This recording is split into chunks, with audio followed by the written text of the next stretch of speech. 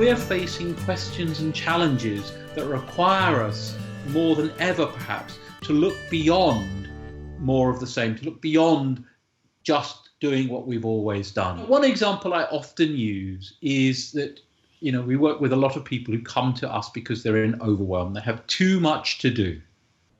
And, a traditional approach might be around time management, or it might be around technology, it might be around prioritization, etc.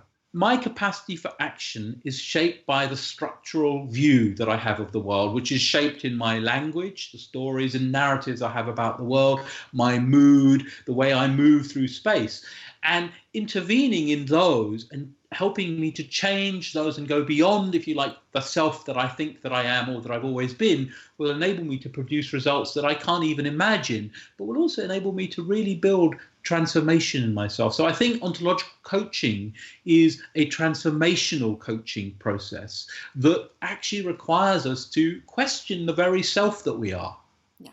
To be a true master coach, to master your profession as a coach, of course you need to understand, what's happening on an emotional level. You need to understand what blockages are coming up for people. You need to understand ways and subtle ways that we can perhaps use tools like NLP to move us forward. But it is also fundamentally important that we understand what is actually happening in the brain. What is actually happening on a neurological level. I try not anymore to talk about neuroscience as being a pillar completely on its own. It's really about how does neuroscience interact with all these other disciplines of coaching and allow us to be a more rounded, masterful coach. Yeah. And you know what, Ellen? One of the things that I've learned is the closeness between coaching and leadership. There is such a symbiosis between these two things that, if you like, we can talk about coaching, but this is equally applicable in a role, or as my role as a leader. Yeah. How I'm driving others, how I'm motivating others, how I'm being able to identify what others want, and how we can keep people at the center of the choices they're making. Pour moi, l'élément qui a été le plus fondamental, c'était de structurer la confiance dans ma présence, dans la qualité de ma présence, dans la relation d'écoute avec mon coaché, à la juste distance, à la bonne distance respectueuse, qui permet au coaché d'avoir une parole complètement libérée, tout en se sentant soutenu. Je crois que ça a été une des grandes richesses de ce master, qui m'a permis profondément d'asseoir la confiance que je n'avais pas nécessairement en moi sur ce plan auparavant. Et puis des rencontres avec des personnalités, je vais oser dire magiques, participer à des ateliers avec Dilt, Gilligan, Silsby, c'est rencontrer des personnes avec une humanité, une présence, une écoute, une bienveillance qui irradie. Et ça, c'est un cadeau extraordinaire qu'on peut s'offrir à travers ce master. Leadership becomes essential when you're trying to create something different, you're trying to go somewhere new. It's something that involves risk, it involves challenge, it involves uncertainty, and it involves creativity. So what would a generative leader be then? Well, when we talk about generative, probably the closest word for it is creative. So what we'll be exploring with you is how to help people in terms of their leadership skills be able to develop what we call a generative state.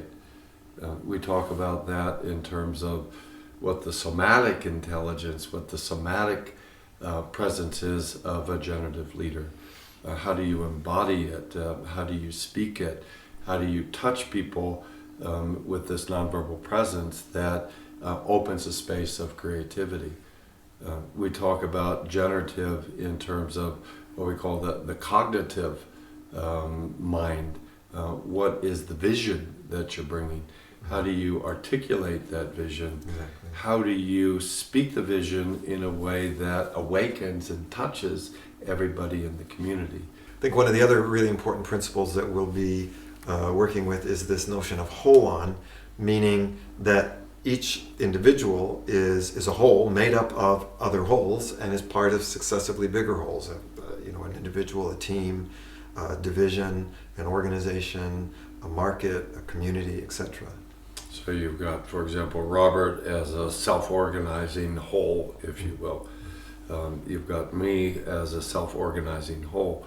But at the same time, there is this deeper connection, this deeper collective, if you will, that when we can activate that, that's when magic happens. We like to say that the generative principle there is 1 + 1 actually makes more than 2, it makes 3, and sometimes more. So 1 + 1 + 1 + 1, etc., is really this sort of explosive creative outcome. Something I really enjoyed was the multicultural and, let's say, corporate culture angle.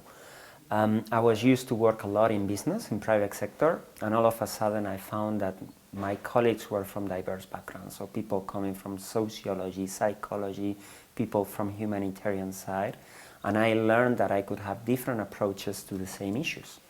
So that was very interesting, learning from them how they would tackle the same situation. Skills that came very quickly or come to my head is clearly presence, active listening, awareness, the module on appreciative coaching. Those have been things which somehow I carry with me. In some cases I use the tools, like some of the formulas, some of the models. In some cases I mix them depending on who do I need. One of the basic scientific facts of this approach is that what you focus on grows. So whatever you give your attention to, that is what you are growing in your life. So with the problem-solving approach, if you go in and, with coaching or organizations, and you begin with, well, what's wrong? What are our problems? Guess what? That is what you are going to begin to grow in that organization. Versus, what are we doing right? What's our vision? What do we want? How are we going to get there? And then that just leads down a completely different path. I mean, it brings up much more positive emotion, because if I ask you what's wrong, you're going to feel negative emotion. If I ask you what's right, you're going to feel more positive emotion. So that's another basic difference, is just that idea of emotion. So the first one is we create our reality, the constructionist principle of appreciative coaching. What you focus on grows. The more positive affect you can create in an individual or an organization, the more momentum for change you have. It actually predisposes people to open up and move toward growth instead of protection. For us to be present means that we are settled, we are connected to ourselves, we are available, we are not acting from unconscious identity needs. We are fully available and resourceful with our clients, and that requires our own ability to self-regulate our inner state so that we can be present with our clients. It means having an awareness of our own tendencies and our own habits and how those might come up in a way that takes us away from being present with clients. Beyond that, I also think that presence is not just a competency for coaches. Presence is also an outcome for clients, that whatever our clients are working on, they are going to be better served if they are present to themselves, because that's the underpinning of their capacity to actually change behaviors.